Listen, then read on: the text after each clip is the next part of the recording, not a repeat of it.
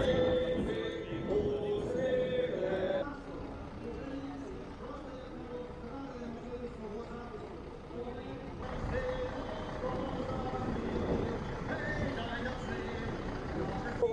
Украины представляю. И мы приехали сюда вчера, поэтому я в такой один. Донбасс, кто не знает. Нас оккупировал Ахметов на сегодняшний день. Порошенко сливает нас, Ахметов. Влади.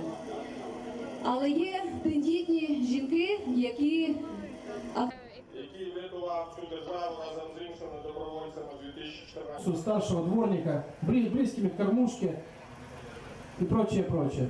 Видите, здесь много знакомых лиц по Кривому Рогу, по Одессе, по Кировограду. Спасибо, Семен. Слово передаю удивительному человеку, который сам... Ми виходили за те, щоб жити в європейській державі, де Конституція. Я бачу плакат. Я в поддержку Михаила Саакашвили, потому что я нахожусь здесь и хочу, чтобы этот человек, который поднял Грузию с колен, из грязи, ну, по крайней мере, пришел и помог нам это сделать. Вот. Ночь здесь прошла спокойно, более-менее спокойно. Мы ожидали всяких атак от тетушек.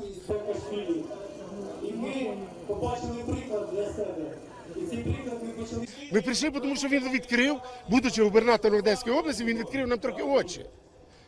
Показав, яка корупція в країні, показав, хто краде, скільки краде і як крадуть. І от ми прийшли відстояти самі себе, наших рідних, дітей, онуків, батьків, щоб хоча б наші діти жили краще.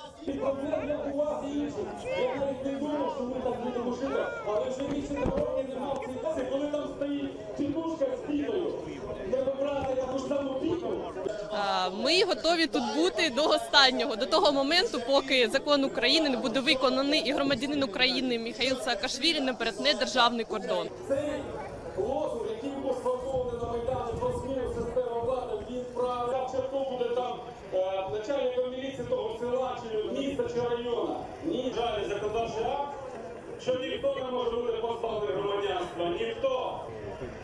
Нам запропонували 144 реформи.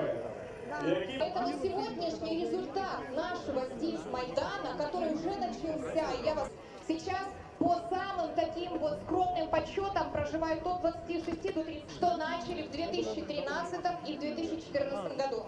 Мы должны выбрать средний заработок, средняя зарплата в Украине. Сегодня мы собрались